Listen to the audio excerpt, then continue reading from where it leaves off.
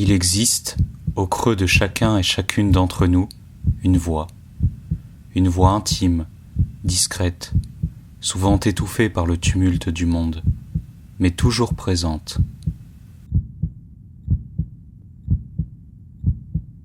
Cette voix, c'est celle du dedans, celle qui murmure quand tout s'agite, celle qui connaît les voies de la paix, même quand tout semble chaos.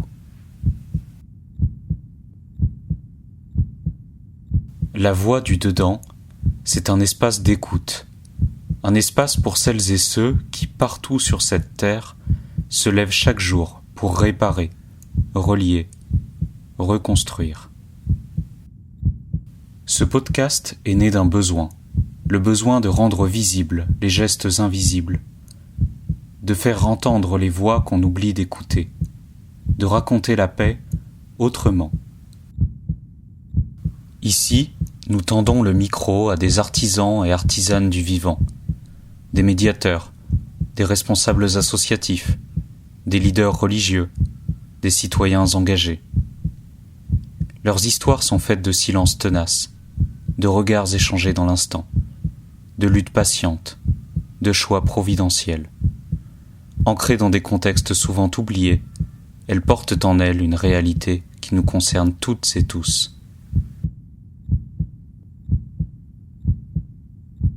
Ce podcast est un espace suspendu, où l'on dépose le bruit du monde pour mieux entendre ce qui vibre en l'autre et en soi.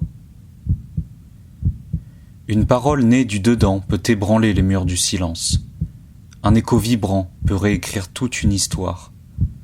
Et dans le battement uni de nos voix, le monde commence à guérir.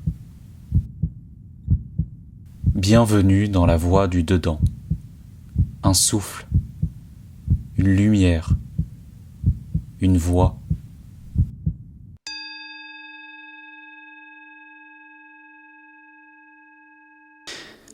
Bonjour et bienvenue Maria dans ce nouvel épisode du podcast La Voix du Dedans. Donc aujourd'hui, nous vous invitons, chers auditeurs, chères auditrices, à un voyage entre deux mondes, à la fois liés et profondément différents. La France, d'une part, et de l'autre, plusieurs pays d'Afrique centrale et de l'Ouest, à l'instar de la Centrafrique, la Côte d'Ivoire, le Togo, la RDC, le Congo ou encore le Soudan du Sud. Tous ces pays partagent une richesse inestimable, une diversité humaine, culturelle et naturelle qui fait leur singularité. Des rues animées d'Abidjan aux rives calmes de l'Oubangui, des villages togolais aux forêts congolaises, ces terres vibrent d'histoires profondes et d'une énergie vitale. Mais il serait illusoire de mettre sur le même plan la France, dotée d'un État ancien et d'institutions consolidées, et des nations encore confrontées à des défis majeurs, insécurité, pauvreté, transition fragile. Tandis que la France interroge ses modèles sociaux, certains de ces pays luttent encore pour bâtir l'essentiel, la paix, la justice et l'unité. Alors oui, les écarts sont réels, économiques, politiques, institutionnels. Mais au cœur de cette inégalité mondiale, une même humanité se cherche, résiste, avance. Parfois dans la tempête, parfois dans le silence. Et cela, nulle distance ne peut l'effacer.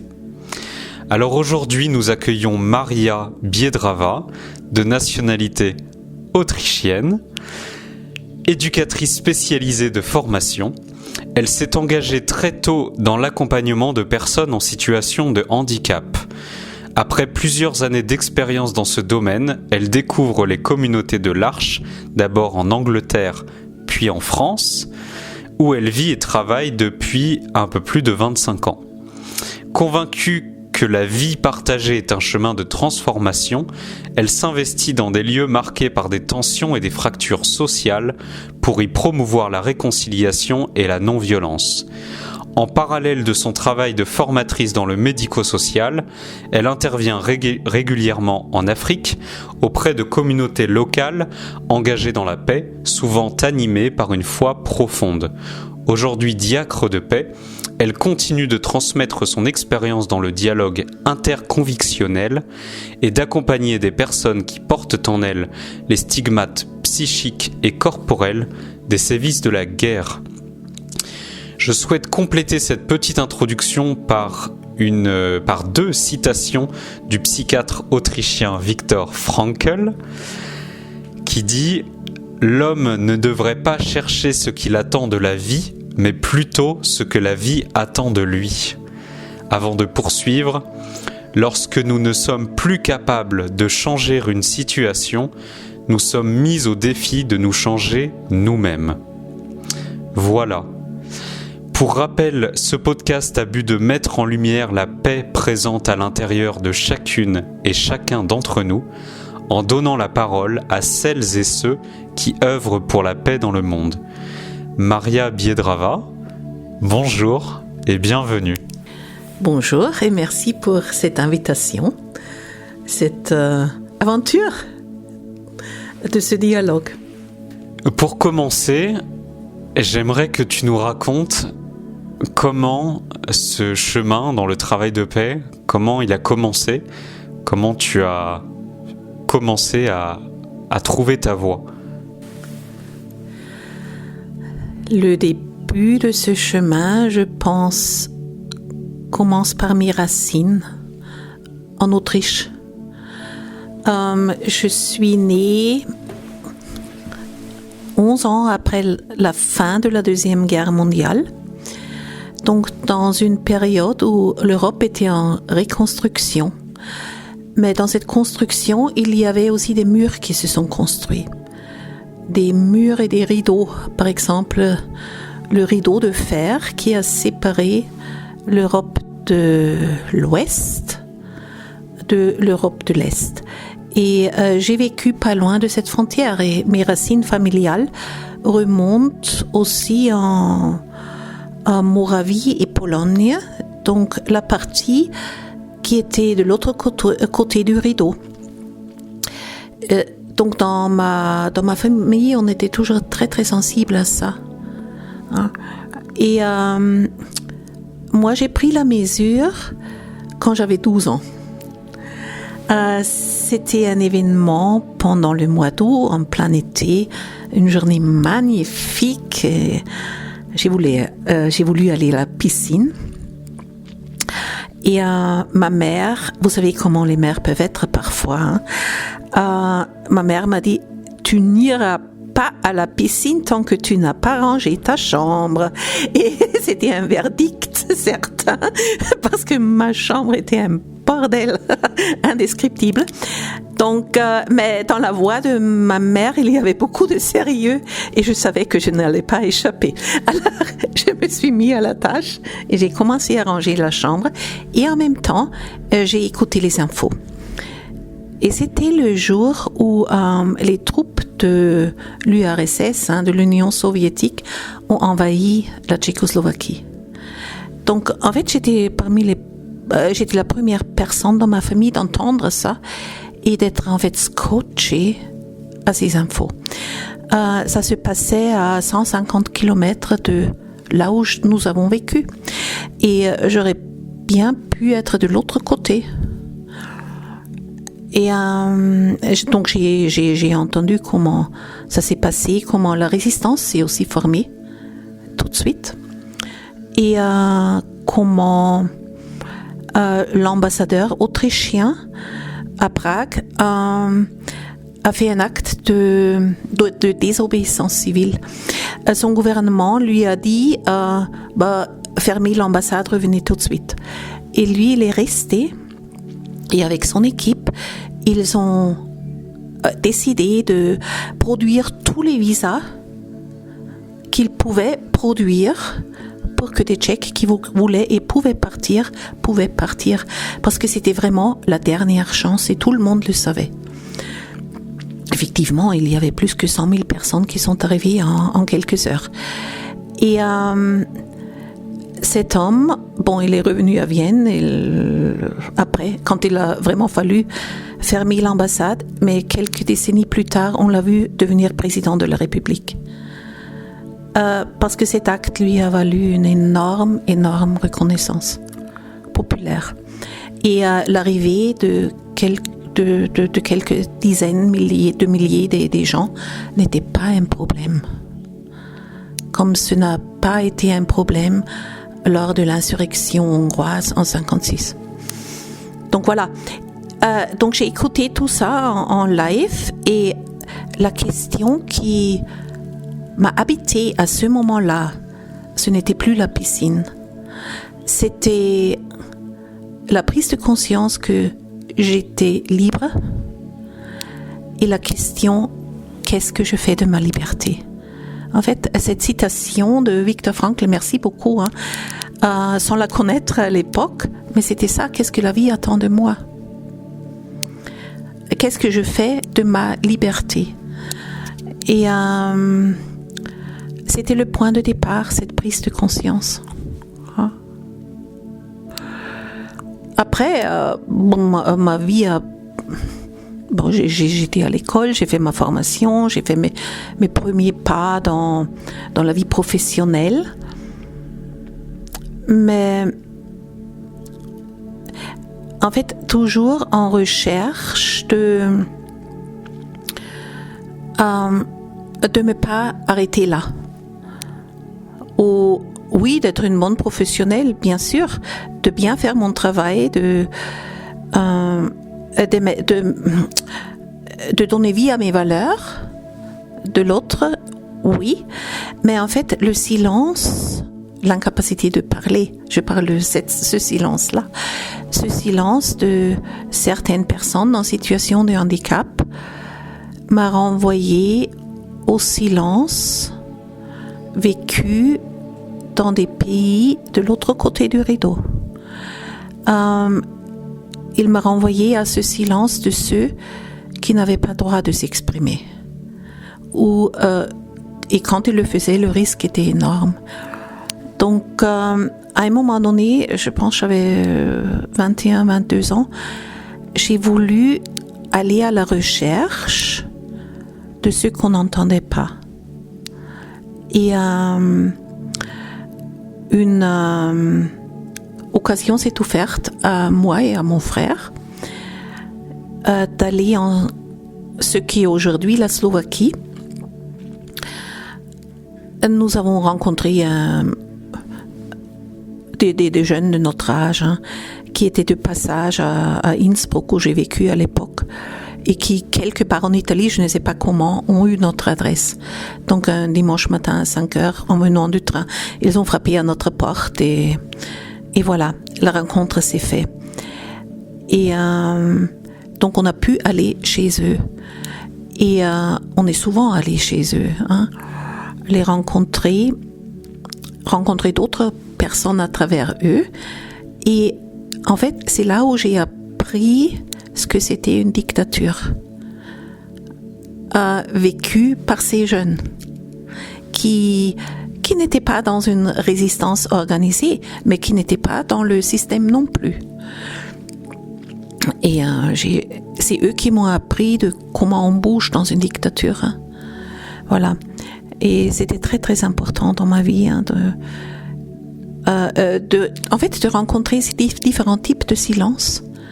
Le silence des personnes avec un handicap, le silence imposé dans une dictature, et de chercher le silence au-dedans pour trouver les ressources. Les ressources pour vivre ce qu'on a à vivre. Dans ces moments de rencontre, qu'est-ce que l'on ressent? Et est-ce que ces émotions que l'on vit quand on entend parler ces personnes, ça nous amène forcément à passer à l'action? Ou est-ce que une forme de peur ou une forme de doute peut s'installer à l'intérieur de nous-mêmes? Comment tu vois les choses sur ce phénomène? À l'époque, je n'ai pas ressenti la peur. C'était peut-être par naïveté ou ignorance. Mais j'ai ressenti un énorme besoin d'être attentif. Attentif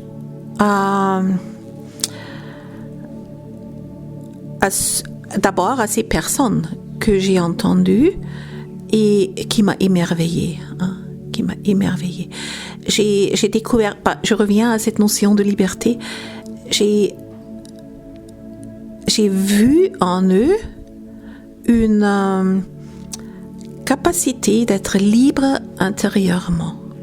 Et je leur ai posé la question parfois, mais tu vois, voilà, les jeunes communistes dans le parti qui ont beaucoup de chances que toi tu n'as pas, et tu vois par exemple les valeurs chrétiennes clandestines, hein, vécues en clandestinité.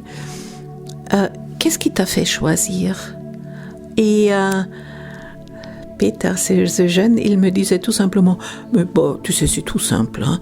Tu vois les deux et tu choisis, tu vas là où tu es heureux.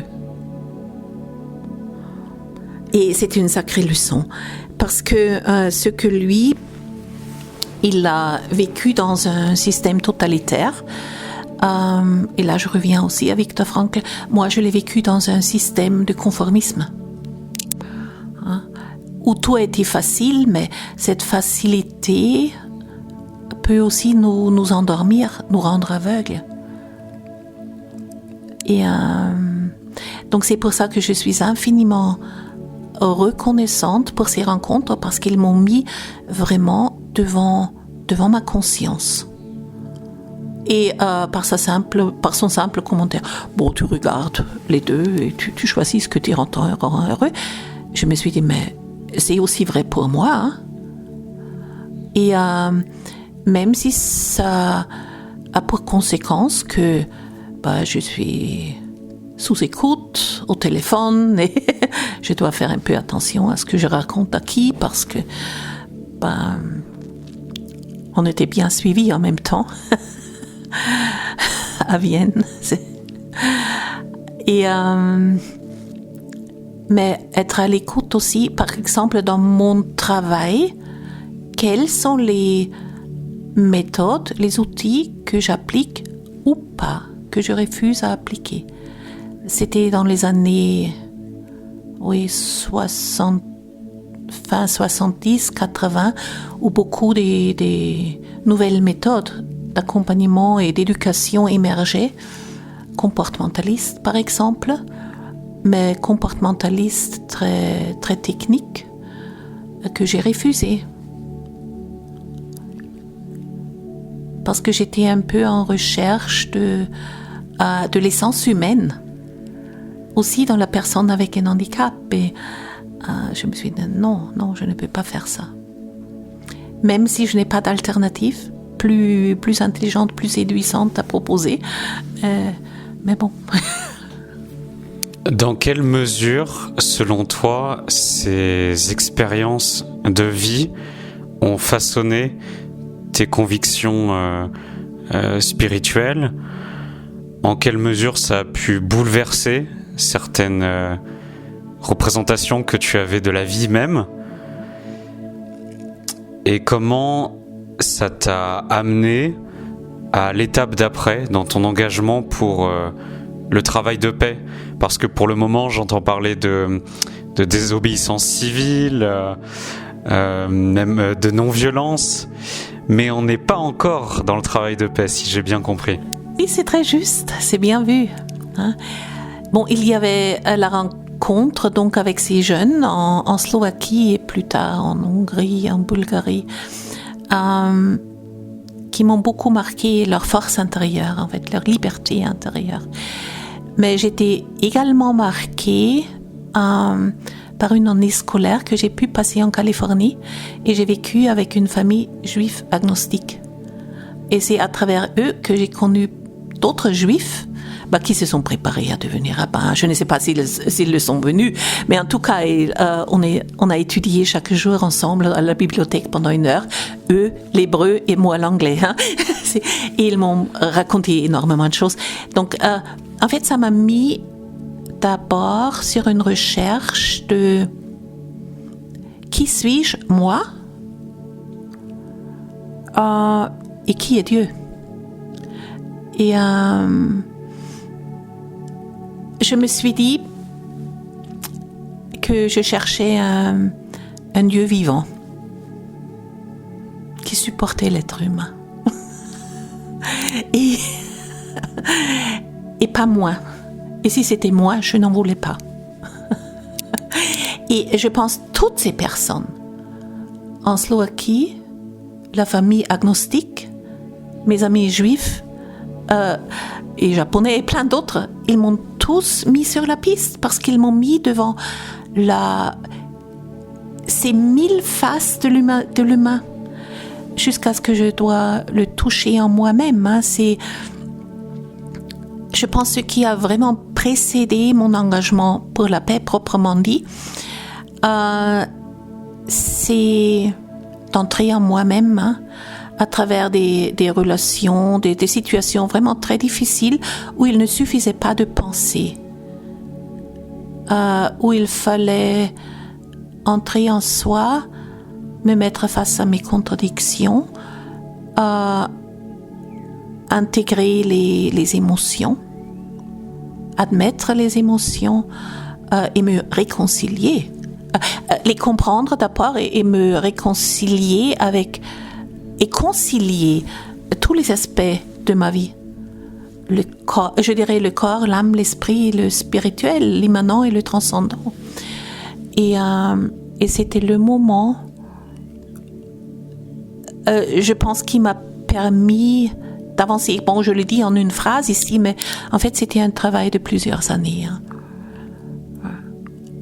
Et qui était vraiment le déclencheur de pouvoir voir autour de moi les souffrances à tous ces niveaux, pas uniquement le niveau physique, mais aussi le côté émotionnel qui peut nous submerger, qui est très très beau, hein, quand on cherche l'intelligence émotionnelle, mais qui peut aussi devenir une dictature. On peut être sous le diktat de l'émotion aussi. Trouver pour moi des réponses au niveau existentiel, mais aussi dans mon entourage, et voir la souffrance des personnes qui ont fermé la porte à cette dimension, et ensuite la dimension spirituelle et religieuse. Est-ce que, au fur et à mesure de ton chemin, tu as ressenti une forme de dialogue entre ton élan de curiosité, d'aller à la rencontre des souffrances des personnes ou de certains phénomènes de société liés à la pauvreté, par exemple, ou la misère, et donc un dialogue avec cette voix-là, cet élan intérieur, et en même temps une force qui t'a mené à vivre certaines situations et à rencontrer des personnes en particulier. Absolument. Et je situerais cette force au plan humain, mais aussi au plan religieux. Sur le plan humain, ce qui m'a toujours le plus frappé, c'est en écoutant des personnes, par exemple en situation de handicap, mais pas que, hein, jusqu'au bout, ou le mieux que je pouvais. Hein. Il y avait toujours un moment où quelque part une espérance émerge. Et si ce n'est que l'espérance de l'acceptation, donnée par l'acceptation d'une situation que ces personnes ne pouvaient pas changer. Et ça m'a beaucoup interpellée. Hein. De parfois faire le nécessaire pour changer quelque chose qui pouvait être changé, pour soulager quelque chose qui ne pouvait pas être soulagé. Mais en fait, de me mettre aussi devant le mystère de la personne, parce qu'il y a un moment où il y a sa liberté à elle, sa responsabilité, sa conscience à elle, et ce n'est qu'elle qui peut changer le regard sur ce qu'elle vit ou attendre le moment du changement de ce regard et l'attendre avec elle. Je pense que ça m'a fait entrer vraiment dans une posture, dans une attitude de présence, de vouloir être présent ici et maintenant avec les personnes. Qu'est-ce que le travail de paix t'a appris sur l'être humain, avec un regard croisé peut-être entre une expérience en France, en Côte d'Ivoire, en Autriche, en Centrafrique, au Congo, au Soudan du Sud, j'en oublie certains?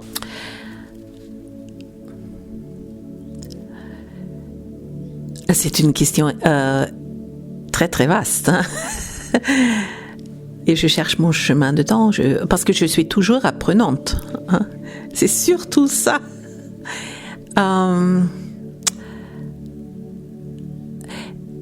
Il y a une émission en France, je ne sais pas où, qui s'appelle Les Racines au ciel, et j'aime beaucoup l'intituler déjà, Les Racines au ciel, et je pense que s'il y a quelque chose que j'ai vraiment beaucoup approfondi depuis, c'est oui, nous avons nos racines dans la vie réelle telle qu'elle est, mais nous avons un deuxième paire de racines qui est au ciel, qui est au-delà de nous, des racines transcendantes. Et si les racines plongées dans la terre sont importantes parce qu'elles me donnent les informations nécessaires sur une situation conflictuelle, par exemple, elles ne suffisent pas pour trouver la réponse. C'est comme si je cherchais la réponse à la souffrance dans la souffrance. Et il n'y en a pas. La souffrance est justement ce qui déchire le sens humain.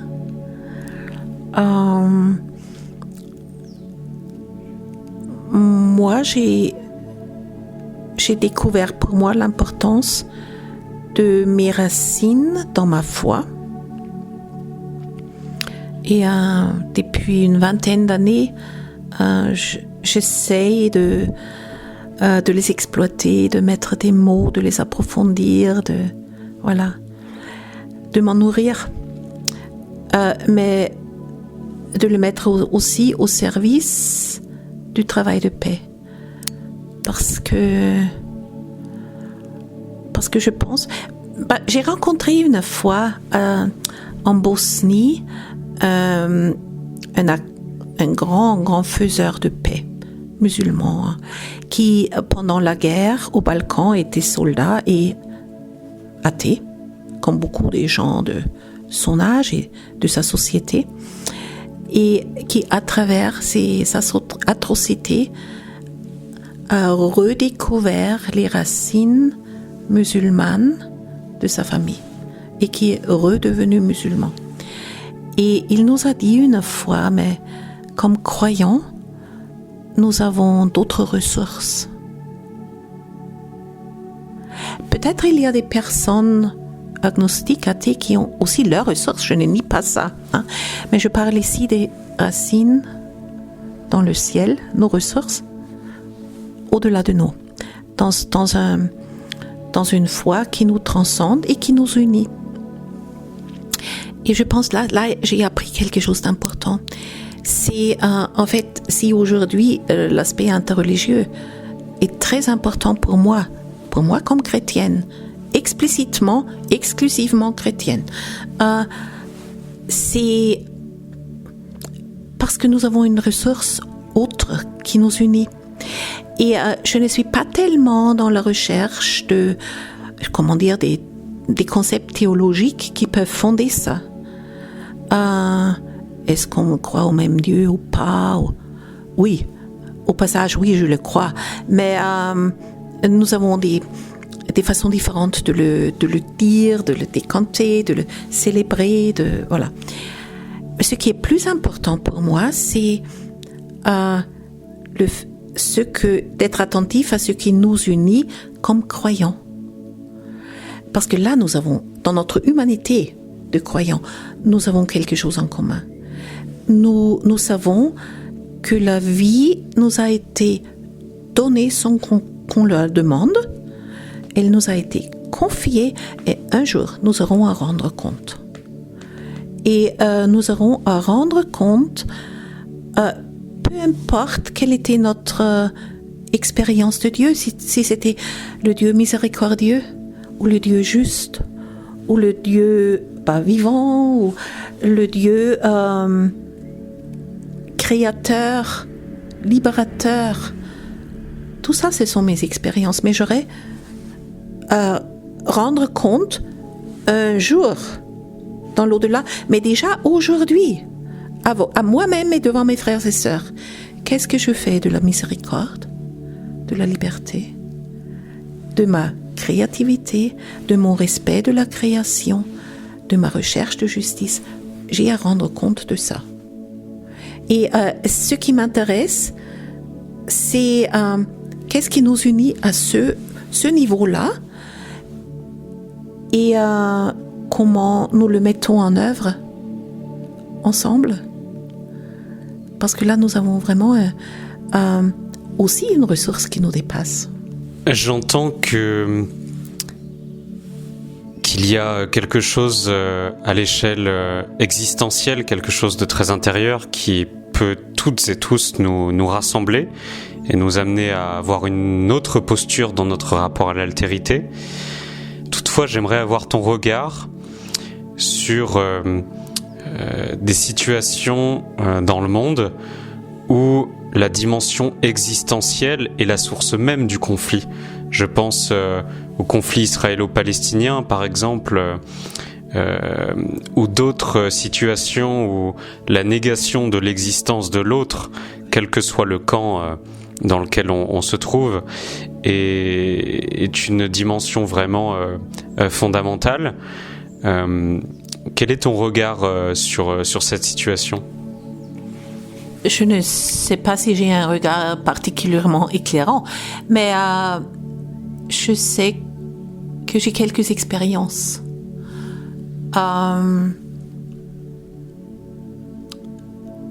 Je pense d'abord que... Je pense pas, j'ai fait l'expérience d'abord que le silence, il peut nous unir. Le silence et quelqu'un a dit ce silence c'est comme un fil tendu sur l'immensité de la parole. J'ai lu ça chez David Le Breton. Et c'est un peu ça. Hein? Ce moment où nous nous arrêtons pour nous regarder, pour écouter peut-être un peu notre cœur battre aussi. J'ai fait ça avec des groupes, que nous commençons une rencontre en mettant les doigts sur le pouls et juste écouter notre pouls et après on se lève et on marche au rythme de notre pouls. Mais nous nous mettons tous en marche et on verra les vitesses différentes et voilà. Et les sourires qui commencent à se faire, et voilà. Et nous commençons à exister ensemble. Là où des personnes ou des groupes étaient exclus.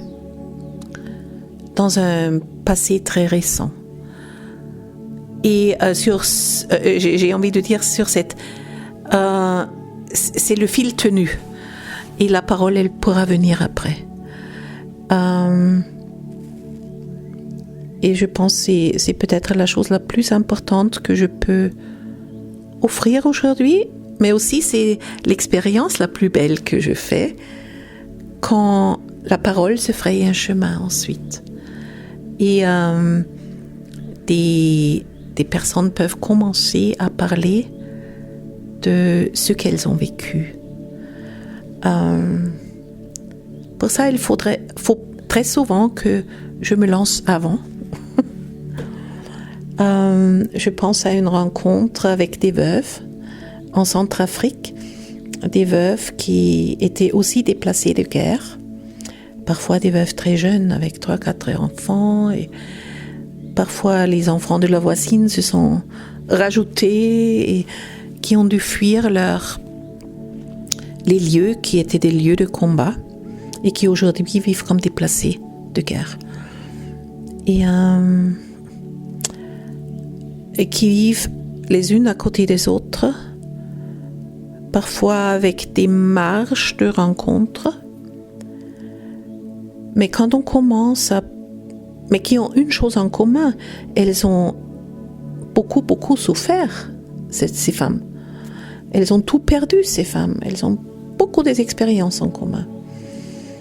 Et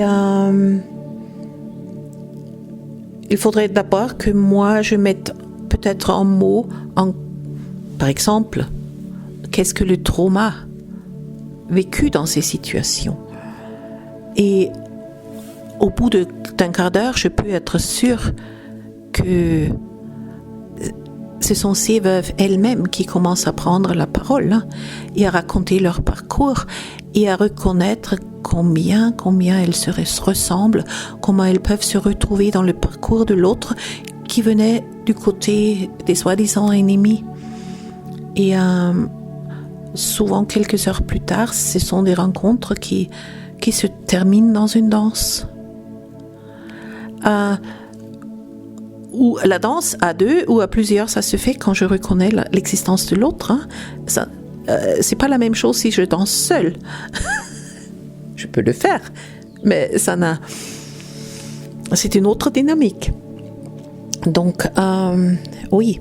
Ou une autre rencontre dans une zone où le conflit armé était encore présent, mais un peu en pause.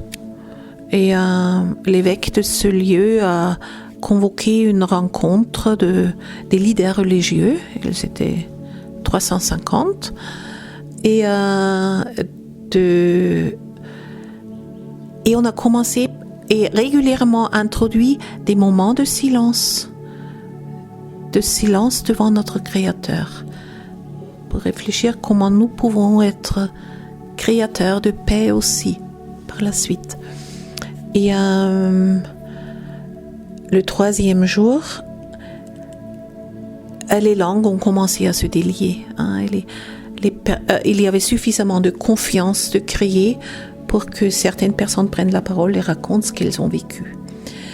Et dans ce groupe, il n'y avait pas que les leaders religieux, il y avait aussi des chefs de milice qui sont venus parce que, d'une part, l'évêque les a rencontrés juste avant leur rencontre, il les a invités, et il a bien fait. Là, j'ai eu peur, mais bon, j'ai avalé ma peur.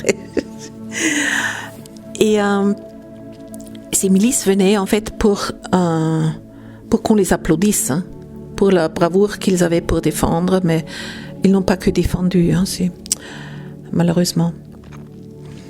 Et plus les milices, ces chefs de milice ont écouté ce qu'ils ont provoqué en termes de souffrance pour tout le monde dans la salle.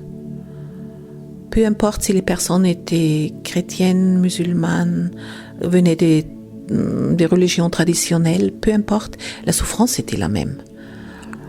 Et on a vite compris aussi quand les uns parlaient de leur mosquée brûlée ou qu'ils ont laissé un prêtre tabassé, laissé pour mort dans la brousse, que les auteurs de ces crimes étaient présents parmi nous.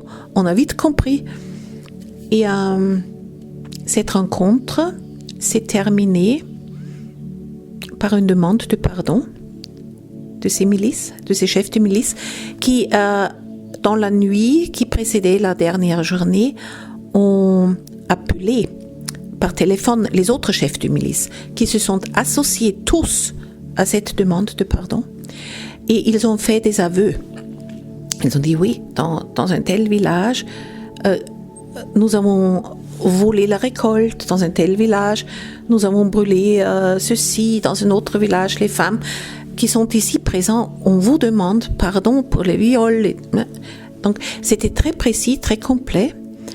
Et pour nous montrer qu'ils étaient sérieux, ils ont dit, et lundi matin, on va aller à l'ONU et rendre nos armes. Donc, voyez, c'est ce mélange entre silence, conscience, une responsabilité qui nous vient de notre expérience de Dieu. Et la parole qui libère. La parole qui est libérée et qui libère, qui a provoqué ce désarmement. Donc, ça peut prendre des proportions qui sont aussi au-delà de nous,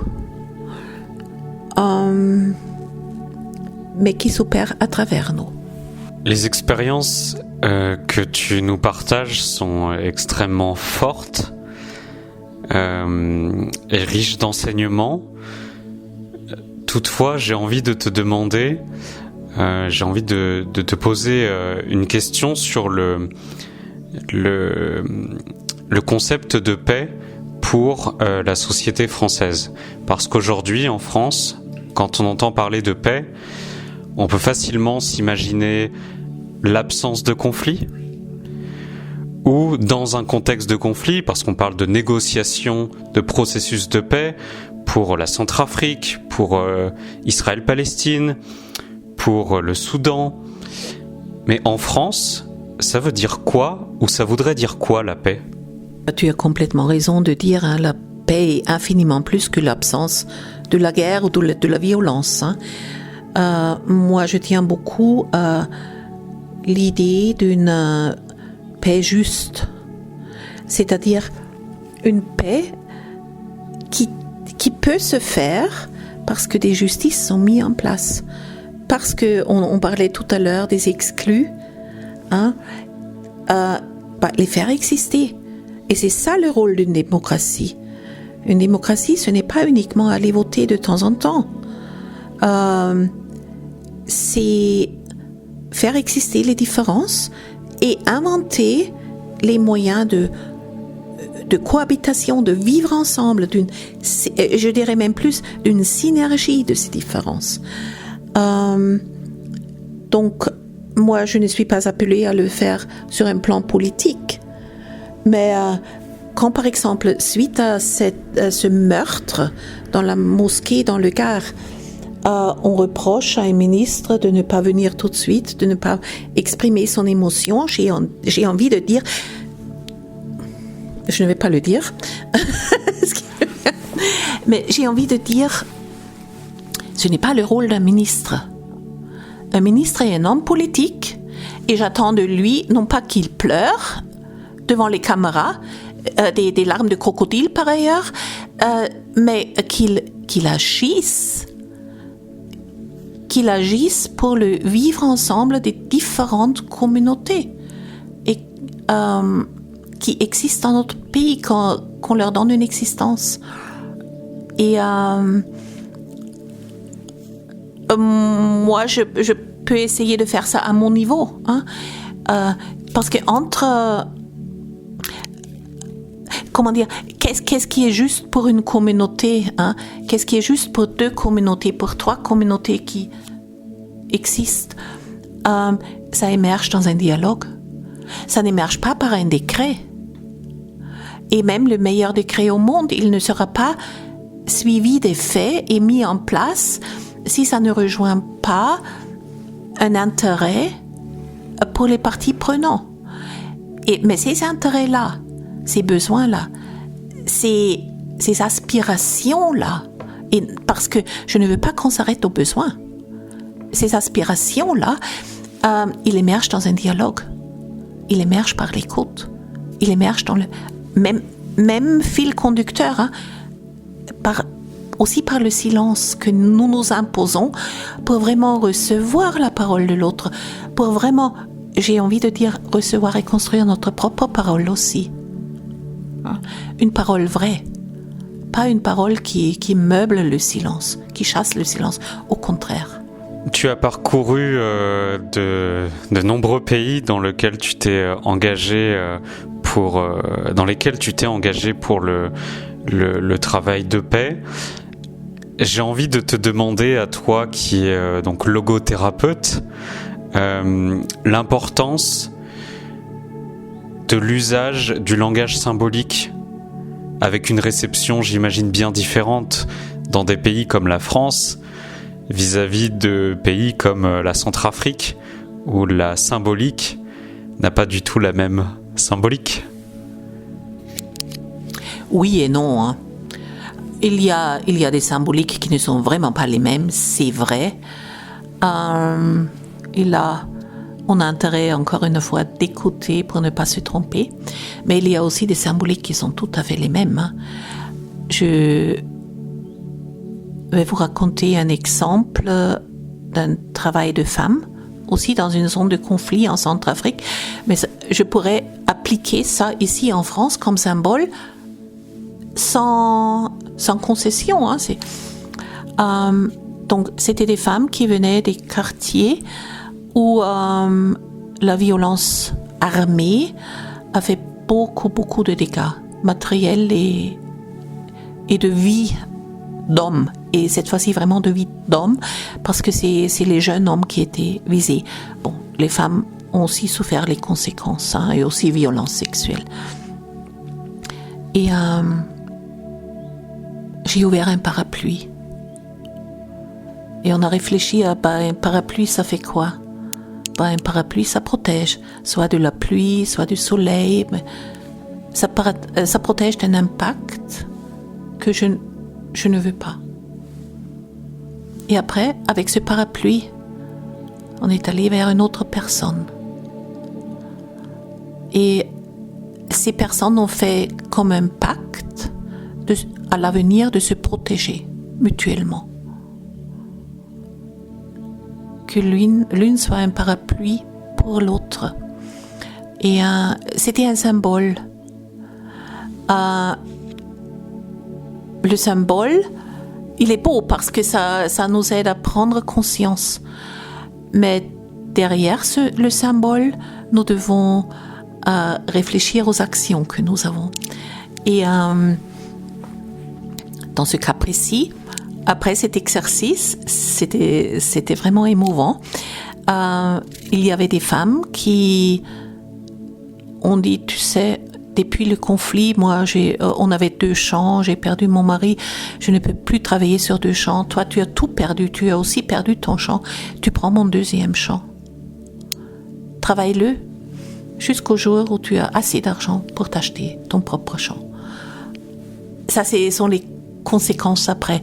Ou des veuves qui ont dit, aussi dans cette rencontre, seule, je ne vais jamais m'en sortir. Éduquer les enfants, travailler sur le champ, vendre les produits. Je ne peux pas, je n'ai pas 3 vies. Mais si nous, les veuves, on se met ensemble, on va y arriver. Si une ou 2 s'occupent des enfants et de la maison, si les 2 autres s'occupent de la production sur les champs, et si 2 autres s'occupent de la vente, on y arrive. C'est ça le parapluie, hein? Ou un 3e groupe qui, aussi venant du même village, on dit, et maintenant, on ne laisse plus la question de la sécurité aux hommes, parce que déjà, soit ils sont morts ou ils ne sont plus là, et les quelques-uns qui sont là ne savent que tirer, et ça crée de l'insécurité au nom de la sécurité. Donc, on va faire un comité de paix. Et dès qu'on entend des rumeurs de quelque chose qui se trame, ou d'un problème qui se pose quelque part, on va le résoudre ensemble avant que ça ne devienne violence. C'est une question que je pose à chaque invité.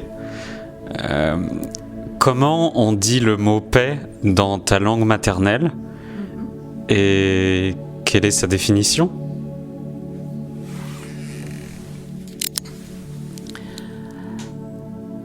dans ma langue maternelle, ça se dit Friede.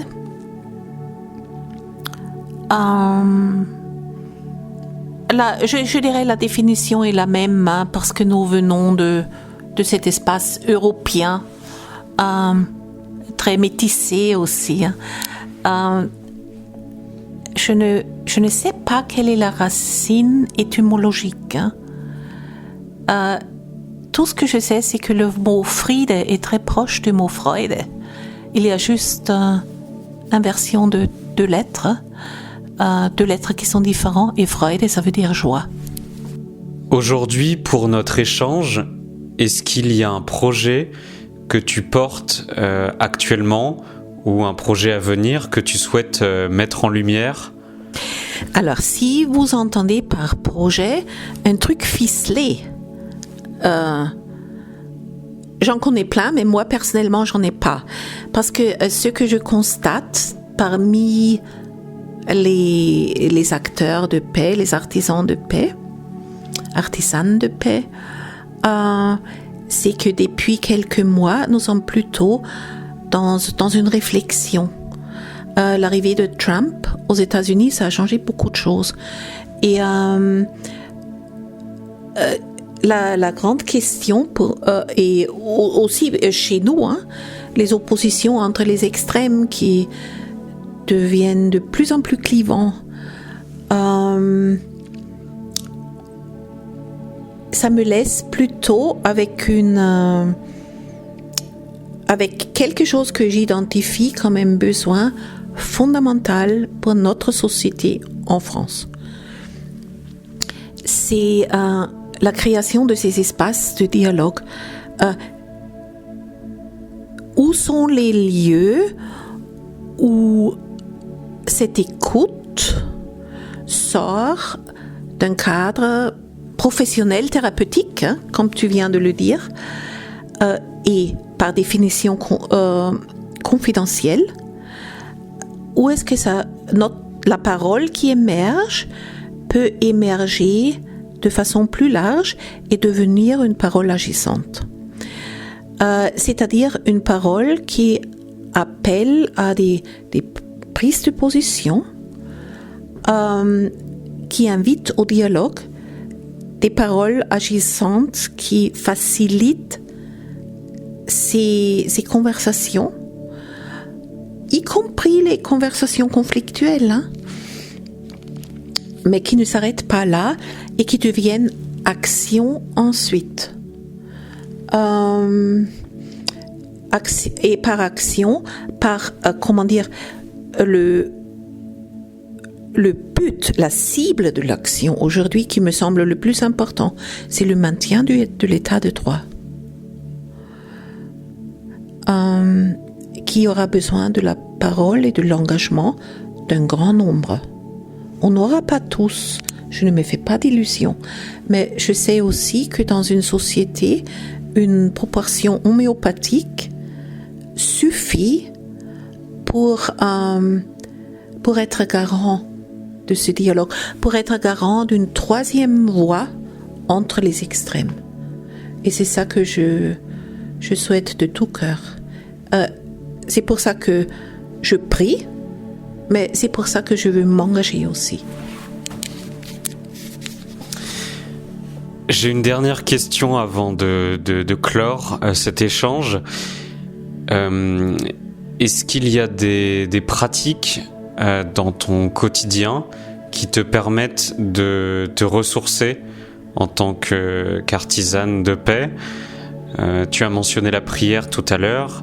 Peut-être tu peux nous en parler un peu plus. Est-ce qu'il y a d'autres pratiques qui te viennent aussi en tête pour te ressourcer et poursuivre ton engagement, des pratiques qui pourraient nous aider toutes et tous, nous aussi, dans notre engagement? J'ai beaucoup parlé de l'écoute. Alors, contrairement à ce qu'on peut penser, cette écoute n'est pas uniquement une dépense de mon énergie. Je reçois aussi beaucoup dans cela. Hein. Donc, comment dire, il y a une économie entre donner et recevoir au cœur de l'activité. Ce serait une erreur de chercher les ressources uniquement à l'extérieur de l'activité. Je passerai à côté de quelque chose. Mais à l'extérieur de l'activité, et j'espère que ça influe sur mon activité, évidemment, c'est le temps de lecture, le temps de recherche pour moi-même, des longues promenades dans la forêt, un bon repas avec des amis. Voilà, il y a tout ça aussi.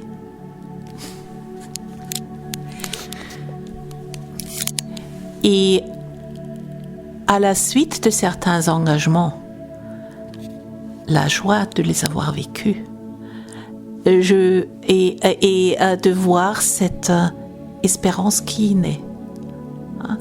Je pense à une parole de Václav Havel qui a dit: l'espérance, ce n'est pas de croire mordicus que ce que je veux va se réaliser. L'espérance, c'est être convaincu que ce que je fais a du sens indépendamment du résultat.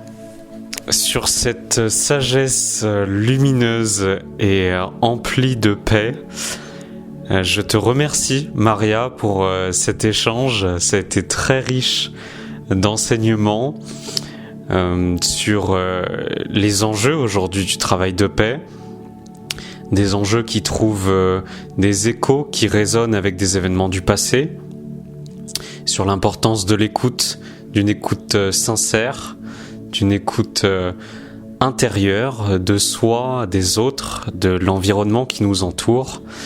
Et je suis ravi d'avoir pu t'accueillir dans ce podcast de la voix du dedans. Est-ce qu'il y a un dernier mot que tu souhaites dire, quelque chose qui n'a pas été dit avant de clore cet échange? Merci pour cet échange, parce qu'il m'a aidé et obligé aussi à mettre des mots sur des choses que je n'ai pas soupçonnées.